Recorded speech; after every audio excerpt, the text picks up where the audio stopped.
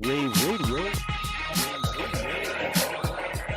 Gary K's almost daily rants and raves. The Week. The Women in AV Wavecast. Green AV. Hello, listeners, and welcome to the podcast. I'm Joel Rollins, and this is The Week on Rave Radio. Thanks for stopping by to join us. This week, after the news, I'll be talking with Chris Poulin of BTX about BTX and their NDS offering, and I think that it'll be interesting to everybody who's interested in digital signage. Anyway, we'll be doing that in just a few minutes. In the meantime, let me remind you that The Week on Rave Radio is brought to you by Ingram Micro, the world's largest technology distributor, delivering flexible multi-channel supply chain solutions and more. Find out more at ingrammicro.com. The Week is also brought to you by Atlas Sound, who make a huge variety of audio product to fill the needs of the AV industry, and more about them can be found at www.atlassound.com. But let me remind you that while you're here on Rave Radio, take a listen to our other podcasts like the Green AV Podcast, AV Insider, and Gary K's Almost Daily Rants and Raves.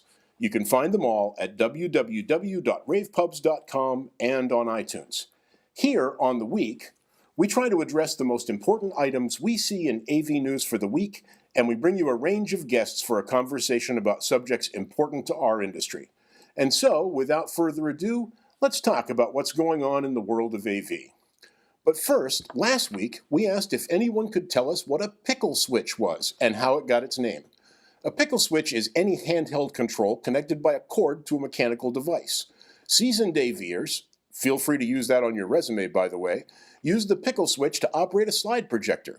But before that, World War II bombardiers used a bumpy green rubber switch, a pickle switch, to release their bombs. Congratulations to everybody who won. We got 3 correct answers. Thanks for listening, and your deluxe Rave thermal beverage mug is on its way. Well, in the news, NAB 2014 wrapped up last week, and the products introduced there will keep the industry buzzing into summer. Panasonic announced 2 new large-format 4K LED displays at NAB. The 98-inch and 84-inch 4K displays are being marketed for broadcast production, digital signage, rental and staging, design and simulation, as well as command and control rooms. These displays, combined with Panasonic's imaging capture and workflow technologies, provide a one-stop solution for organizations with image creation needs. Panasonic tells us that the displays can also scale non-4K sources to a higher level of picture quality. The displays are equipped with a protective glass and also feature a ruggedized aluminum frame. They can be installed vertically or horizontally and offer Slot 3.0 architecture. You can check the specs and keep up with the projected fall shipping date at www.panasonic.net. Also at NAB, Tools on Air Broadcast Engineering introduced updates to their TV Station in a Mac broadcast suite, with enhancements and features including pristine image quality, uncompressed real-time graphics, seamless integration of SD and HD multiple aspect ratios, and back-to-back playback of long GOP and iframe-only codecs in the same timeline. There's much more about Tools on Air and their dedicated macOS broadcast suite at www.toolsonair.com. Hey, Juice Goose has announced a new series of energy-saving online UPS products that reduce operating costs for end users and project costs for integrators. Juice Goose says that the P90 Pro series features a 0.9 power factor design that converts 90% of power line voltage and current into wattage. Beyond the higher power factor, the P90 Pro Eco Mode is a selectable feature that allows a power bypass of the battery circuitry when line voltage is within an acceptable range. Eliminating the overhead load of the UPS increases operating efficiency of the UPS to 98%. While not in Eco Mode, online double conversion circuitry provides a continuous charge on the UPS batteries while maintaining a complete barrier against any form of surge or voltage transient. For more information, visit www.juicegoose.com. Hey, and Digital Projection International has announced the launch of the Highlight Laser WUXGA 3D, which offers 10,000 lumens from a solid-state light source and capable of producing over 20,000 hours of illumination. Due to the light source and absence of a lamp, This projector offers a lower total cost of ownership. Image edge blending is included as standard, along with advanced geometric warp correction. Active 3D functionality with frame rates up to 144 Hz is included. DPI says the projector will ship this soon. To get complete specs, visit www.digitalprojection.com. I had a chance to look at the basis of this machine at Infocom Live, and I was impressed. So when you get a chance, take a look. Amplivox Sound Systems has announced a major expansion of its product line for 2014 with innovative additions to its collection of sound equipment and presentation furniture. Many of the 14 for 2014 collection of products are designed to integrate multimedia accessories and high-tech audio with attractive lecterns and audio systems to make presentation delivery simple, seamless, and effective. Visit www.ampli.com for more information. You can find out more about these stories and about everything else as news breaks on this and many other issues at www.ravepubs.com. So that's the news. Now let's go on with our interview for the week. Okay, folks, as I mentioned at the top of the show, with me today is Chris Poulin, who is Vice President of Technology for BTX. And I know that a lot of our people in the commercial end of the industry have heard of BTX. But Chris, for those people who don't have background on BTX, can you tell us a little bit about the company? Sure. was founded back in 1967 as a distributor for our sister company. We've grown a lot since that time, and we are a distributor, value-added manufacturer, and manufacturer for integration products. So we take care of everything from the little bits of cables and connectors to long-haul signal transport, distribution equipment, glass infrastructures, things like that. So we have been around for a long time, and all the little bits that make all the big bits work are what we do. Can't do anything that you do without us. Well, I'm glad to hear that you're here then. Now, NDS or network display or net display systems, how does NDS fit into the BTX offering? Well, NDS is a product that, well, PADS 4 is the particular product, but digital signage is something that most of our customers are doing at some level or another. So we are looking to bring value to our customers. So that is where that comes in. And we're very good. The technical acumen at BTX is much greater than you find at a typical distributor. Our folks aren't sitting around here waiting for the phone to ring and have someone ask them for a part number. We know how to sell these things. We support these things. We're the first level of support for this software product here in the United States.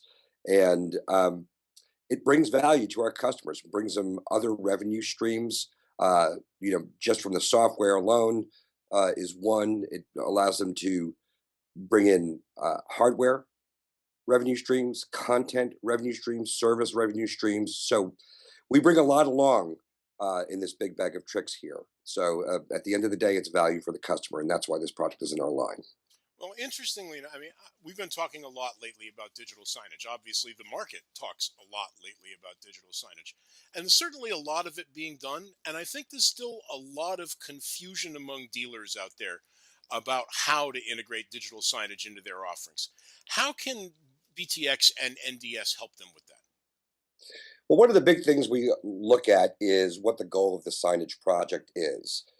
That's a place where a lot of people fall down, that particularly, and actually keeping your content up to date. But what is the goal? What do you want to do? Do you want to inform employees? Do you want to sell more product? Do you want to tell people how to get from point A to point B? What do you want to do? And a lot of companies don't think about that, and they don't think about who's responsible for what. So we are your guidance mechanism for that. We have a product and all the supporting hardware to get you where you need to go, but we help to focus you on what it is that you're really trying to do. And if we don't think PADS 4 and NDS can get you where you want to go, we're not going to delve into it because it'll just be a sinkhole of support. But we believe we could do a lot of things. And the way that NDS gets there is being able to leverage your existing infrastructure of information. So I explained to you earlier, before we began the interview, that they started out by bringing in external data for their content, doing flight information display and gate information display in airports and train stations. Um, but they can do this with just about everything. So every image you pull in, every video you pull in, you can do it with external data. You can even to the point of just bringing in uh, content from a folder. So what you're doing now is allowing your people who are already creating this infrastructure of assets that you use to do their own job. So your scheduling folks are doing the schedules, and your uh, graphic artist is doing his graphic art. They still have to create those things and drop them in a folder somewhere on the network. We can go and grab that information.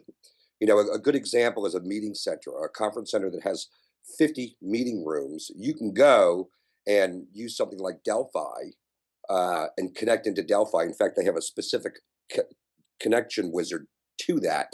Um, and by using variables, which are the room names, you can use a single presentation, a single data source, and a single data connector to do all 50 rooms at once and show different content on every screen. So what you're doing is that person who's responsible for the scheduling is just doing their job that they do every single day, and you've taken care of 50 rooms worth of signage instead of making 50 different presentations or 50 different lists of what's going on. And that's how you leverage that sort of stuff. I mean, everything from they have an installation on a ferry over in Europe that as you go down the river, you have GPS point information that's telling you what's at the next stop, what shopping, what restaurants, it's all there. So what the big thing about this is the ease of which you can learn it. It looks very much like a Microsoft Office application, and being able to keep your content meaningful, up to date, and fresh just by doing what you do. Now, interestingly, you just described, especially the database connectivity side of this and the GPS connectivity, are obviously things that are hot buttons with customers. But to me, as an integrator, that makes it sound complicated. Is it? Not in the least. Not in the least. It's all wizard based. So as long as you have the credentials to log into something, so another thing they do is Microsoft Exchange, not the server, not the client, not Microsoft Outlook like a lot of products do, but the actual server, a mission critical application, very fault tolerant. As long as you have the credentials and the rights to get in there, you can go and do it. So it's very easy, all wizard based, and I mean, of course, you have to know what data you're looking to pick out, but you're going to have to know that anyway. So it's very very easy to do. I could have you up and connecting to Excel databases and SQL Server databases inside of 10 minutes. Wow, this I would like to try. Why don't you? One of the other things is we're being bombarded with so many digital signage offerings. Besides the database connectivity, what else makes Pads 4 different? Uh, the the data external data thing is where they shine, but you can do all the other things that you want to do that you expect out of digital signage, and especially being able to bring in just about any content. And when I say any content, you can even do things like use an external application and show something like Notepad in there if you want. You can really do just about any content. There's very little that it can do, and the ease of use, the learning curve to getting into using Pads 4 is very very low. There's a commonality to all the elements and how you get them on the screen and how you tweak them.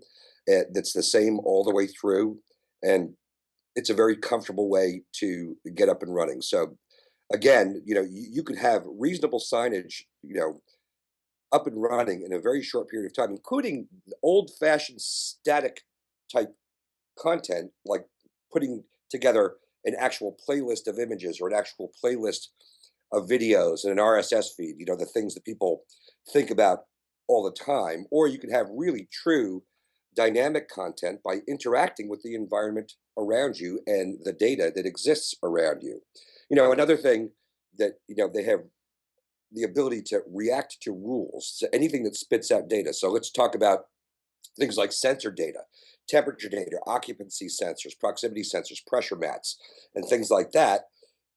They can react to. So something like the NEC Leaf engine that actually spits out data to you, you can go and change your signage based upon that, makes things appear, make things disappear, show different things. If the temperature is very hot, you're going to show ice cream at the little restaurant that has it. If the temperature is very cold, you're going to go show hot chocolate and coffee. That sort of thing can be done very, very easily So with you can this. make it react to the environment, essentially. Absolutely, and that's in addition to things like the touch capability and things like that. But you can absolutely make it react to the environment. There's other things that are out there that they're taking advantage of. The NDS is calling this smart digital signage, including working with companies like Access to take advantage of things like IP security systems. So, for instance, if you have a store, this would be an employee-facing signage thing. But if you have your security cameras looking at a predefined grid out in front of the cash counters, and you see a long queue building up, using technology that's already there, you can go and say, "Hey, we need to throw two more cashiers up there to make sure we take care of our customers." So, and another thing about all this is a lot of the projects that we've put out already that we have installed here in the United States are not customer facing; they're employee facing. So we have corporate signage going on where people are showing the corporate message either on a desktop or in common areas of their facility. We have a company that does all of their ERP manufacturing information, so you can go and see any work in process anywhere in the building just by looking at these signs in their manufacturing area, and they have them going all the way through it. So, we have restaurants and inns doing menus and videos and fun games. Like one of them does a lotto type of game. We have another customer that does trade show digital signage, and you'll never find, and you should know this probably more than anybody else, that you're never going to find a signage application that's going to change more frequently than something at a trade show. So it's extraordinarily flexible, extraordinarily easy to get things up and running, and it's extraordinarily easy to leverage work you've already done. Chris, what's the speed of turnaround on information within the system? One of the things we get asked about a lot is emergency notification using digital signage. Is that someplace where I'd look to pads for?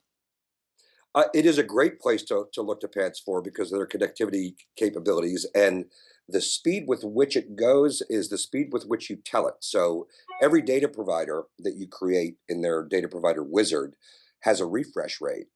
So you can tell it to go and hit the server every 1 second if you want, although the IT guys probably won't like that at all. Um, but you can do that. You could do it as little as 1 second. You can do it, as much as days. As for instance, we do have a customer that does their image playlist just by using folder content. So there's a folder that they put images in, and they tell it not to refresh for 24 hours. And every day they're putting new content in this folder and taking out old content, and off you go. So every 24 hours it goes and it parses that folder. It gets all the new information and it plays it for the next 24 hours, and on you go and on you go. Well, that's certainly the easiest procedure I've ever heard. Even I could manage a folder.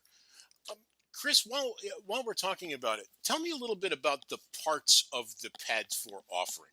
Now, I presume that there's a server and probably some kind of an authoring package and a player.